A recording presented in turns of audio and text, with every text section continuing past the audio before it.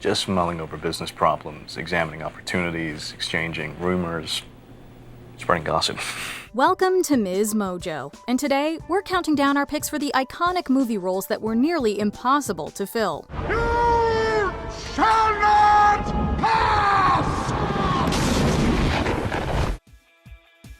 Number 10. Christian Grey, 50 Shades of Grey.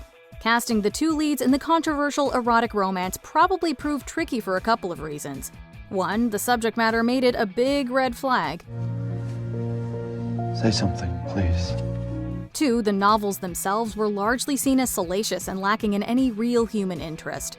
Many actresses were considered for the role of Anastasia Steele before Dakota Johnson said yes. Can I just say how impressed I am with your commitment to this meeting? But her counterpart proved elusive. Ryan Gosling, Garrett Hedlund, and Stephen Amell passed on the part of Christian Grey for reasons that ranged from, quote, "the character isn't interesting" to "I don't want to." Charlie Hunnam was attached to co-star with Johnson before dropping out, and Jamie Dornan eventually filled the role. Do you have any interests outside of work? I enjoy various physical pursuits. Number 9. Vivien Ward, Pretty Woman. The role that made Julia Roberts a star was much different than the one several of Hollywood's biggest actresses turned down. Pretty Woman's original script was much darker and grittier than what made it to theaters. You don't sleep, you don't do drugs, you don't drink, you hardly eat. What do you do, Edward? Because I know you're not a lawyer. In fact, it was supposed to be a hard-hitting look at Vivien Ward's experiences as a sex worker on the streets of Los Angeles. Casting the role that went to Richard Gere was difficult enough. Hey, Sugar, you looking for a date? No, I want to find Beverly Hills. Can you give me directions? Sure. But several actresses emphatically refused the part Roberts ended up taking. Michelle Pfeiffer, Molly Ringwald, and Daryl Hannah were among the names in the mix. They reportedly essentially cited the misogynistic and exploitative tone of the early story. But never in all the time that I had this dream did the night say to me, "Come on, baby, I'll put you up in a great condo." Number 8. Patrick Bateman, American Psycho. This 80s horror satire requires a delicate balance, as it volleys between scenes of excessive violence and illicit hedonism, and sleek offices and sterile apartments. Because it's not just about the pleasures of conformity and the importance of trends, it's also a personal statement about the band itself. Hey, Paul! Ah! But it's the violence that turned many off from the role of sociopathic finance bro wannabe Patrick Bateman. Billy Crudup left the role after much preparation, as did Leonardo DiCaprio. The character's horrifically violent nature certainly seemed to play a part in these decisions. American Psycho basically became a revolving door of actors and directors. There is an idea of a Patrick Bateman, some kind of abstraction, but there is no real me, only an entity. Ultimately, director Mary Harron said she would not do the movie without Christian Bale. Though it wasn't that simple, she was let go before later being rehired. Things eventually worked out. What about the past? Our past? We never really shared one. You're inhuman. No, I'm in touch with humanity. Number 7. Aragorn, The Lord of the Rings, The Fellowship of the Ring.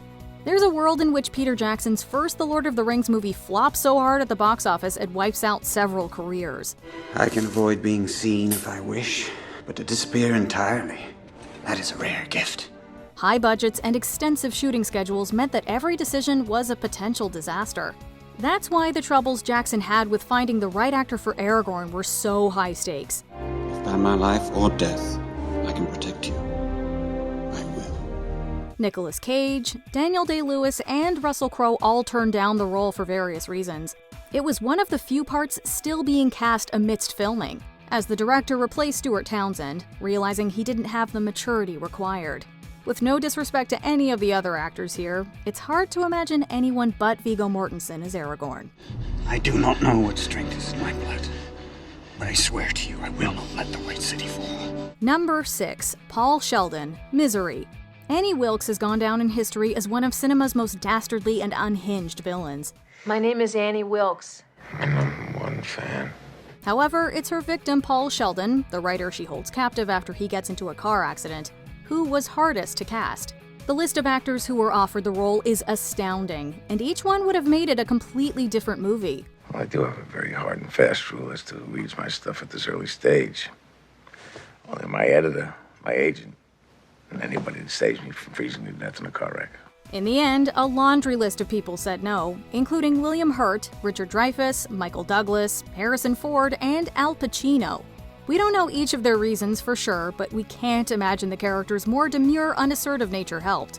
Thankfully, the movie's eventual star, James Caan, recognized what a challenge the part would be for an actor. Did I do good? You did perfect. Except for one thing. This time we'll need 2 glasses. Number 5. Ennis Delmar and Jack Twist, Brokeback Mountain. Unfortunately to many in Hollywood, director Ang Lee's tragic Western romance between 2 cowboys was a punchline at best, and a career ender at worst. I wish I knew how to quit you. Even in 2005, queer representation in film was a huge gamble. The original director, Gus Van Sant, had a terrible time finding his leads. Leonardo DiCaprio and Brad Pitt notably turned him down, and the search derailed his enthusiasm for the project. What are we supposed to do now, huh? Get on in there and untangle them Chilean sheep out of ours, I guess. Ang Lee didn't have much better luck at first. Mark Wahlberg was considered, but its subject matter apparently didn't align with his Catholic beliefs. Before securing the talents of Heath Ledger and Jake Gyllenhaal, Lee said many other actors were reluctant to play queer parts. You got your wife and baby in Texas, and, I got my life in Riverton. Number 4. Allie Calhoun, The Notebook. Ryan Gosling was basically an easy lock for the role of Noah Calhoun. I wrote you every day for a year. You wrote me? Yes.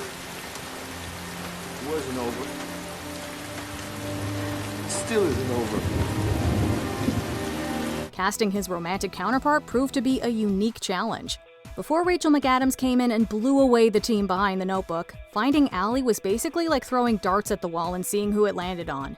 Everyone in the right age range seemed to have been looked at. You're different. What do you mean? It's the way you look. Some of the era's heaviest hitters, including Ashley Judd, Jennifer Love Hewitt, and Reese Witherspoon, were in the running before McAdams was cast. Interestingly, Britney Spears was a runner-up for the part. Her impressive audition ended up online sometime afterward. But don't you take the easy way out. What easy way? There is no easy way. No matter what I do, somebody gets hurt. Would you stop thinking about what everyone wants? Number 3. Scarlet OHara, Gone with the Wind. The adaptation of the epic, best-selling novel was like catnip for practically every actress in Hollywood, and even for aspiring ones across America. It's ironic then that the role of Southern belle Scarlet OHara went to English star Vivien Leigh, but the road to casting her was long and thorny. Don't cry, darling. The wall will be over in a few weeks, and I'll be coming back to you. Producer David O. Selznick put out a nationwide call for the part. This was largely studio hype, but the actual process of finding the right performer wasn't any easier. You're a conceited, black-hearted varmint, Red Butler. I don't know why I let you come and see me. It seems like everyone from the biggest stars to the most hopeful bit players were looked at to play Scarlet. After much searching, quote-unquote dark horse Vivien Leigh emerged as the victor. You can come to my hanging and I'll remember you in my will. I'll come to your hanging. The only thing I'm afraid of is they won't hang you in time to pay the taxes on terror. Number 2. James Bond, James Bond franchise. Since his introduction in the novel series by Ian Fleming, Agent 007 has been the model of the quintessential secret agent and Englishman. Bond. James Bond. Seeing as he's been cast numerous different times over the franchise's history, producers have had time to decode the alchemy behind the process. Bond's actor has to have the right mix of looks, charm, and mystery. It's a big ask. Just look at the long line of incredible actors who have been considered for the role. It could easily be that any one of you here is related to a royal house. Henry Cavill, Mel Gibson, Sam Neill, Sean Bean, and more have all been turned down to fill the agent's impeccably tailored suits. Meanwhile, producer choices like Richard Burton, Cary Grant, Liam Neeson, and Christian Bale have declined the part for various reasons. 007, Triple X. Bond, what do you think you're doing? Keeping the British end up, sir. Before we continue, be sure to subscribe to our channel and ring the bell to get notified about our latest videos. You have the option to be notified for occasional videos or all of them. If you're on your phone, make sure you go into your settings and switch on notifications. Number 1. Hannibal Lecter and Clarice Starling, The Silence of the Lambs. Before it became an unexpected award season contender, this adaptation of a Thomas Harris thriller was met with skepticism and derision by many Hollywood heavyweights. Casting FBI agent Clarice Starling put the filmmakers in a tough spot. Dr. Lecter, my name is Clarice Starling. May I speak with you? You're one of Jack Crawford's, aren't you? Indeed, director Jonathan Demme had his eye on stars Meg Ryan and Michelle Pfeiffer, but both refused the role flat out. Yet Hannibal Lecter was perhaps even harder to cast. Before Anthony Hopkins took the part, it seems like virtually every leading man in the industry was considered. I ate his liver with some fava beans and a nice Chianti. Thankfully, in the end, Hopkins and Jodie Foster did some career best work, winning Oscars for their performances. So you take care now to extend me the same courtesy. You know I can't make that promise. I do wish we could chat longer, but I'm having an old friend for dinner. Which of these roles is hardest to imagine being played by anyone else? Let us know in the comments. Red, you go. Where shall I go? What shall I do? Frankly, my dear, I don't give a damn. Do you agree with our picks? Check out this other recent clip from MsMojo. And be sure to subscribe and ring the bell to be notified about our latest videos.